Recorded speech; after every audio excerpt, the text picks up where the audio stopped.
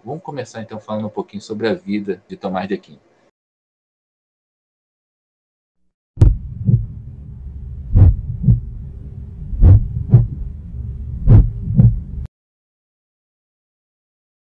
Tomás de Aquino viveu de 1225 até 1275, mais ou menos ali.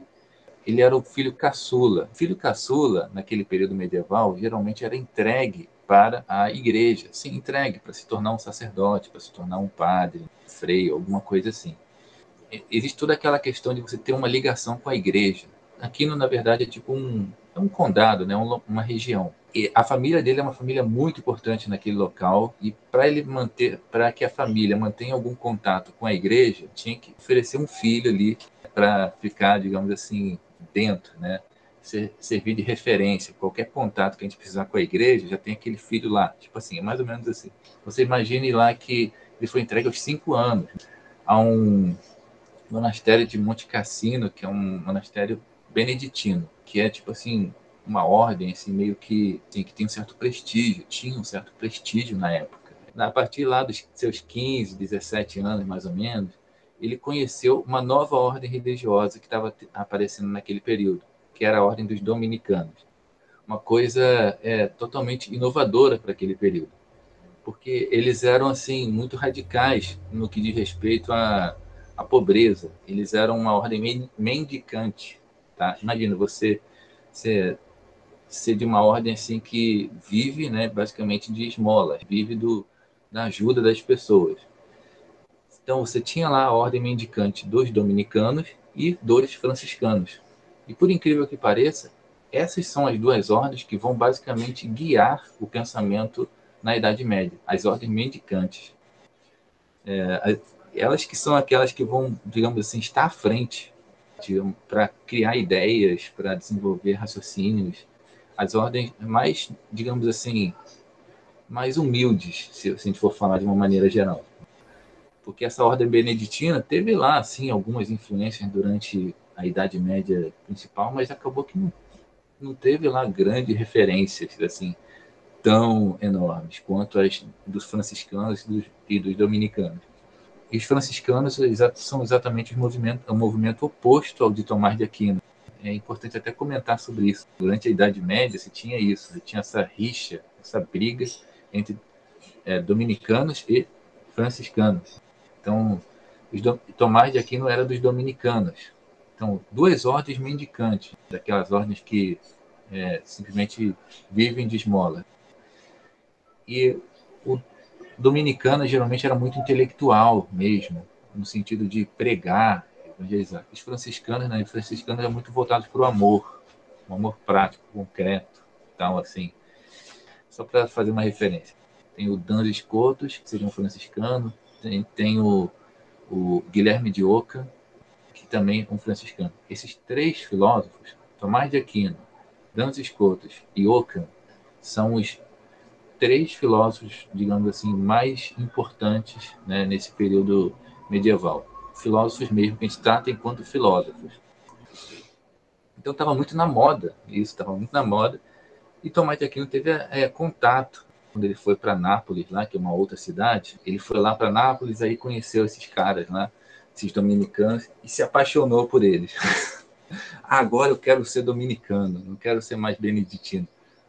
Rapaz, aí imagina o problema que isso acabou construindo. É interessante essa história, assim, só para comentar um pouco da humildade de Tomás de Aquino. Cara, na vida, o cara foi muito humilde. Por quê? Ele desistiu de uma ordem que era muito prestigiada, que é dos beneditinos, para se tornar um dominicano. E óbvio, né, gente, isso aí ele enfrentou a família dele, que queria que ele fosse lá da ordem dos beneditinos, que é a ordem rica, né, digamos assim, a ordem dos ricos lá. E a ordem dos pobres lá, a ordem dos dominicanos. Ah, cara, não, né, vai ser um mendicante. Ah, pô, você, Tomás de Aquino, você que é de uma família nobre, você vai se tornar um mendicante, vai viver de esmolas? Você tá maluco? Então, teve uma história assim realmente interessante que, tipo assim, ele tentou entrar na ordem dos dominicanos e a mãe dele lá, a senhora Teodora, né? A senhora Teodora, ela parece que enviou um dos irmãos, porque todos os irmãos lá eram militares, parece, alguma coisa assim também. Não sei se são todos ou alguns deles. Aí mandou o cara lá para pegar o Tomás de Aquino. Ei, tira ele desse lugar aí, você tá maluco? Ele foi para a ordem do dominicano, tira ele de lá. Raptaram o Tomás de Aquino. A família dele raptou ele e basicamente prendeu ele dentro da casa deles. Teve um momento ali que eles começaram a apelar para o Tomás de Aquino desistir de tudo. Por quê? É melhor o Tomás de Aquino cair em tentação do que simplesmente entrar numa ordem religiosa dominicana lá, que é mendicante. Né? Então, aí, num dado momento, eles estavam basicamente desistindo de convencer Tomás de Aquino. Ah, não, esse cara aqui não vai mudar de ideia, não tem jeito. Acho que é melhor a gente simplesmente tirar ele da igreja. Vamos tirar ele da igreja, não sei o quê, vamos fazer com que ele desista desse sonho maluco de ser mendicante, que não sei o quê. Aí o que fizeram? Pegaram lá supostamente uma mulher lá, que seria talvez uma prostituta lá naquela região, talvez uma prostituta muito conhecida, muito famosa, colocaram dentro do quarto dele para tentar ele. A maneira como ele se protegeu da prostituta, basicamente, foi pegando lá, parece que um pedaço de pau que existia lá no próximo dele, lá na fogueira, na lareira lá. Ele pegou lá um pedaço de pau e correu atrás da mulher querendo dar umas paladas. A mulher saiu correndo, basicamente. A história que conta é mais ou menos essa. Que, assim, ele foi tentado, a mulher tentou seduzir ele e tal, e, assim, ele pegou um pedaço de pau e enxotou a mulher do local. Enfim. Aí que tá. Desse momento em diante, depois que soltou a mulher lá, parece que nesse mesmo momento ele teria tido uma experiência mística lá, religiosa, que é uma experiência, assim, do cinto de castidade. Porque o que acontece? A tentação foi tão grande né, dessa mulher, que ele viu que isso seria um verdadeiro problema para ele. Então ele pediu lá, ele fez uma oração a Deus, cara, para retirar todas essas coisas que ele estava tendo, essas tentações, né, de cair em tentação e deixar de ser religioso.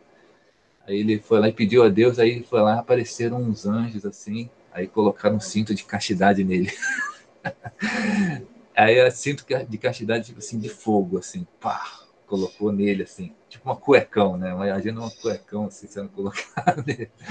Aí ele foi colocado nele, aí a partir desse momento em diante, conta-se, né, a história de que ele simplesmente não teria tido mais nenhuma atração sexual por nenhuma outra mulher.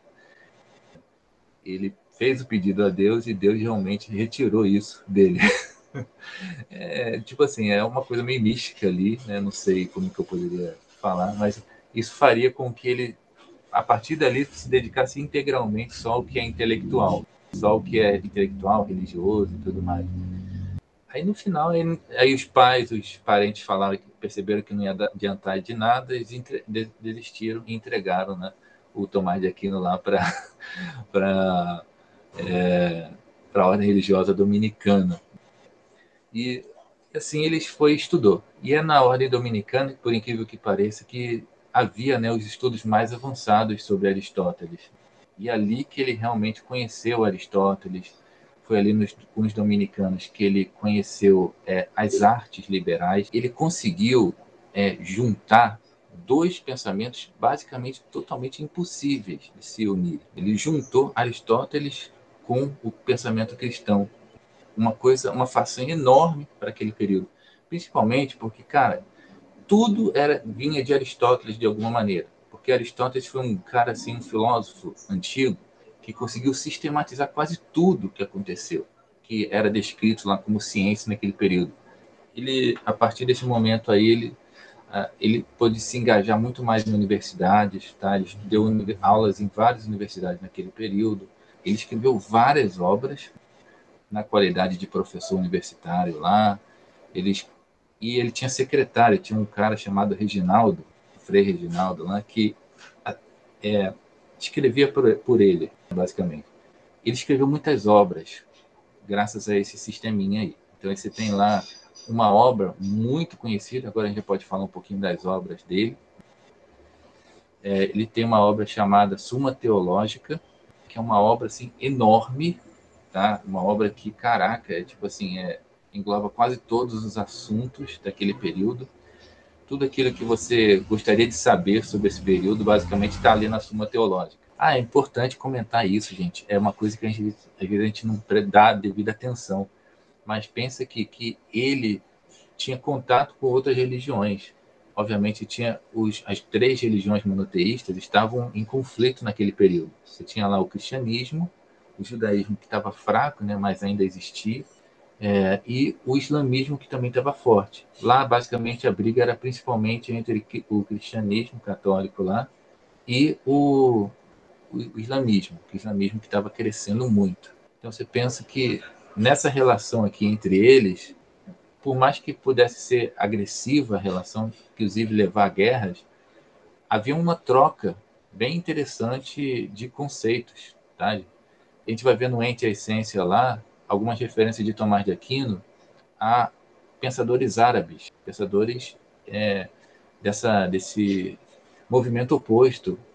E ele tomando esses autores do pensamento oposto como se fosse uma referência para ele. Ele não cita só a Bíblia, né, digamos assim. Ele não cita só a Bíblia, ele não fica só citando santos da igreja. Não, ele cita, às vezes, um pensamento de um árabe lá, principalmente Avicena e Averroes, que são os 2 autores árabes que foram também influentes, não só no âmbito lá dos muçulmanos, mas também para os próprios cristãos. Porque, principalmente, Averroes se tornou uma referência como comentador, né? Ele é o comentador das obras de Aristóteles. E o Averroes ele conseguiu conciliar, digamos assim, Aristóteles com o islamismo. Averroes já tinha feito isso antes de Tomás de Aquino, tá? O Averroes é um filósofo, então, assim, que bem famoso para aquele período e acabou sendo usado como referência para, tipo assim, um ponto de referência para o próprio Tomás. Se o cara conseguiu conciliar com o islamismo, por que eu não posso com o cristianismo, né? Como que havia lá uma troca de conhecimento e havia um certo respeito, pelo menos no nível intelectual. Eu quero que você grave bem essa questão. No nível intelectual, todo digamos, os filósofos, os teólogos naquele período, eles até trocavam muitas ideias, trocavam muitas figurinhas mesmo ali.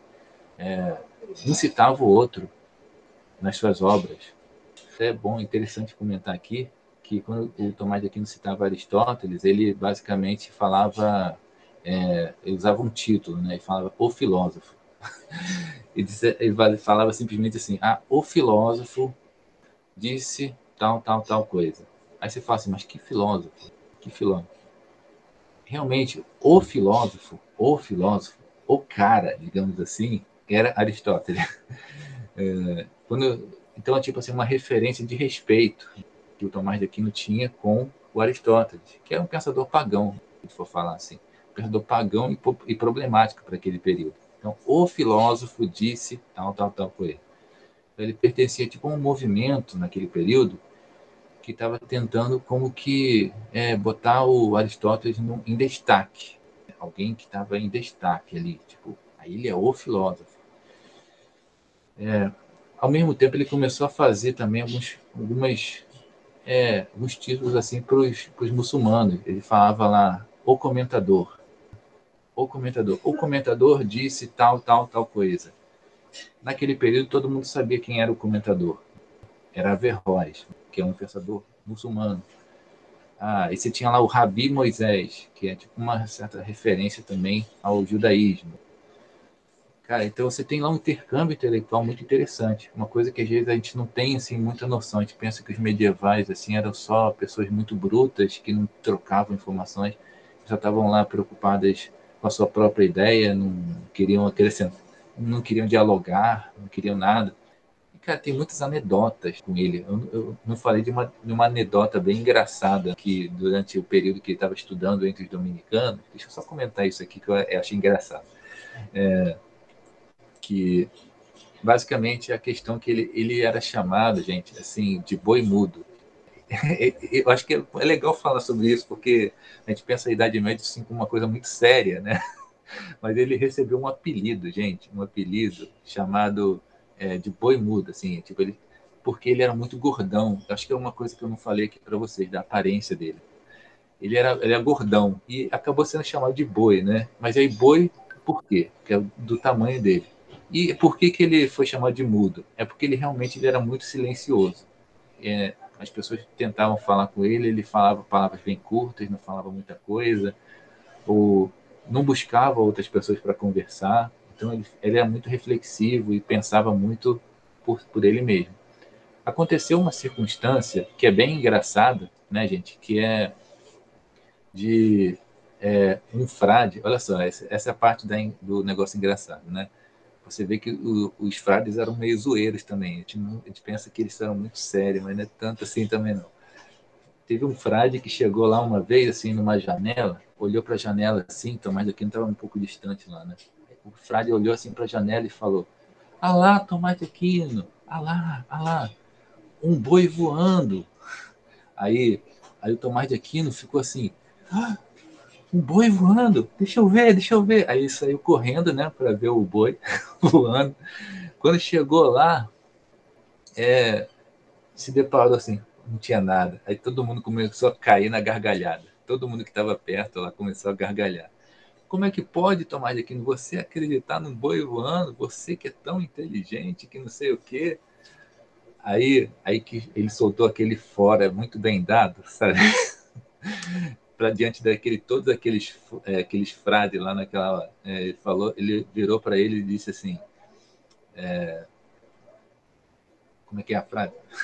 Ah, prefiro 1000 vezes acreditar que um boi esteja voando do que acreditar que um padre esteja mentindo. Aí todo mundo. Imagina aquele momento, né? Aquele momento daquele fora. Então, realmente, gente, é bem assim. Acabou com todo mundo ali. Aí todo mundo ficou quietinho, saiu andando, tava todo mundo rindo, né? Ficou sério de repente. E ele saiu andando. Tum, tum, tum. Cara, isso tinha que ser representado no cinema. A história dele, cara, é muito engraçada. É cheio dessas coisinhas assim, meio que de fora que ele dava. Só para falar do final da vida dele, é uma coisa meio polêmica também. No final da vida, ele teria tido uma experiência mística lá, que durante uma missa acabou tendo tipo uma experiência mística de ver a Deus diretamente. E assim, isso só aconteceu também, eu estou até atropelando um pouco as coisas.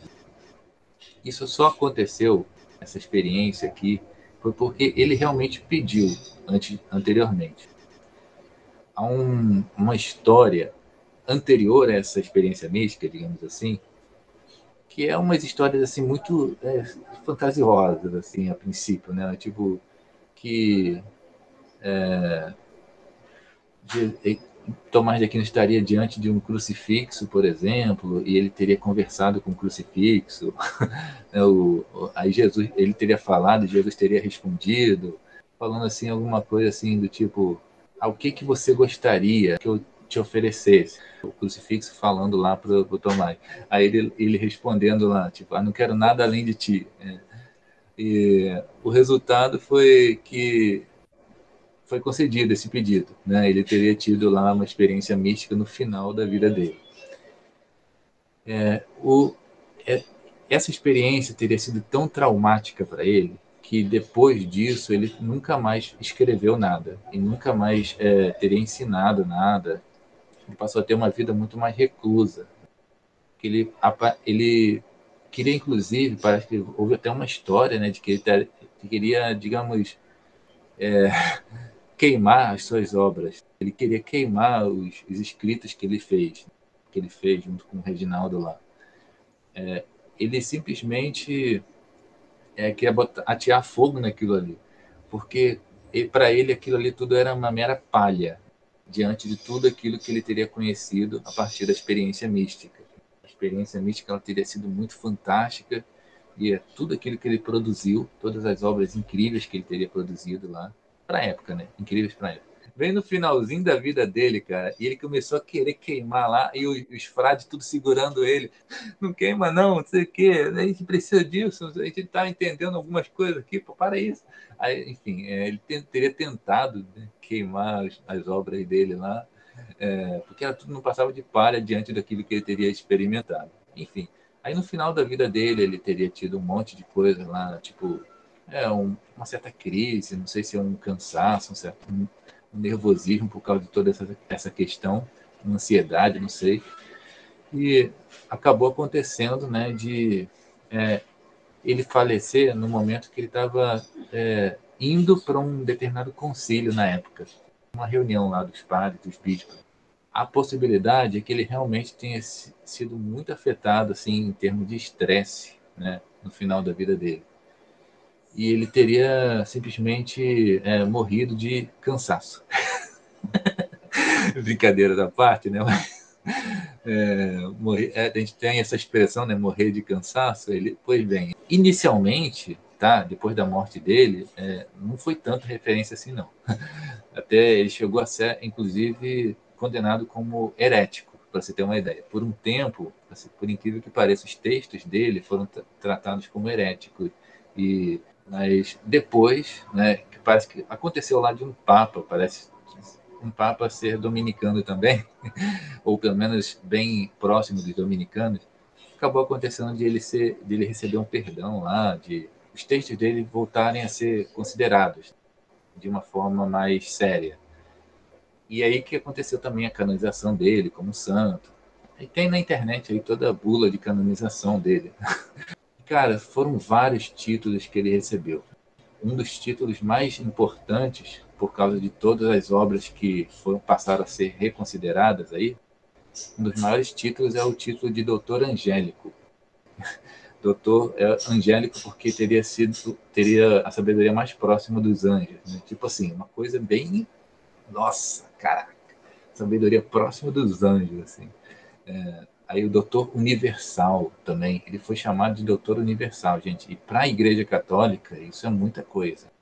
Se você for pensar aí que a Igreja Católica se considera como sendo a católica, né? A universal, né? Então você fala que o cara é um doutor universal, é um doutor tipo assim para todo mundo, para todas as ordens dentro da igreja, tipo assim, doutor comum e assim vai. Acabou sendo a referência principal. O tomismo, que foi a filosofia que ele construiu, basicamente se tornou a referência. É claro, gente, assim, é só importante só comentar que esse tomismo não se trata de uma mera repetição de Aristóteles ou de outros filósofos, não. Ele seria original porque ele conseguiu juntar. A originalidade dele está mais na colcha de retalhos que ele conseguiu realizar com relação a todos esses pensamentos. Ele pegou lá pensamentos árabes, pegou o Aristóteles, ele juntou com a tradição católica que existia naquele período. E realmente as obras dele são enormes, tá? Enormes, assim, parece que por um cara ser medieval, a gente pensa que o cara escreveu pouco, que não tinha muita condição de escrever, muito texto lá, mas não. Gente, ele escreveu pra caramba. É um autor que falou sobre tudo. O Tomás de Aquino passou a ser considerado como o patrono das universidades católicas. A primeira coisa que você costuma ser estudado em seminários católicos lá, que os padres estudam para ser padres lá, a primeira coisa é a filosofia de Tomás de Aquino. A filosofia que está incluída, digamos assim, nos seminários é a filosofia de Tomás de Aquino. Você era dado como uma filosofia oficial da igreja, entende? Imagina, é tipo uma importância que ele acabou adquirindo. Mais do que vários outros doutores lá naquele período, né? Que a gente chamava de doutores, né? Santos doutores, tipo assim. Mais do que eles, você tinha lá Tomás de Aquino como sendo a referência principal. Algumas pessoas falavam até que tinha aqueles concílios lá da igreja, né? Botava lá, tipo, a Bíblia do lado, né? Como uma referência, e do lado da Bíblia botava uma obra de Tomás de Aquino, que é chamada de Suma Teológica. Quer dizer, vê a importância que os católicos deram depois, né? Os bispos, os padres deram para o estudo de Tomás de Aquino. Ele foi muito influente, teve, cara, assim, as pessoas começaram a se opor a ele também, né? Claro, porque uma pessoa que é muito influente acaba conseguindo também muitos inimigos, muitas pessoas revoltadas contra ele. Então, acabou tendo um monte de gente revoltada e falando também, fazendo filosofias opostas a dele. Tá? Isso acabou acontecendo com muita frequência.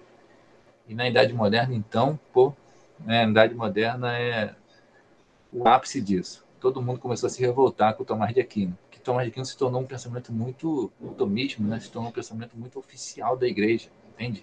Oficial mesmo. Todo mundo seguia o pensamento de Tomás de Aquino.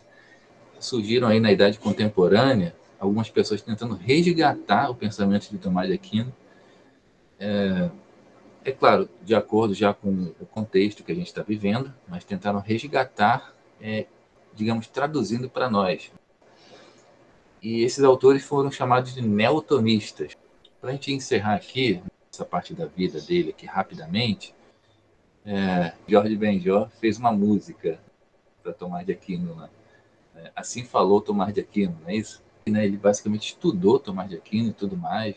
E lá no início, lá, digamos assim, da carreira dele, chegou a escrever, fazer mesmo, né, uma musiquinha, né?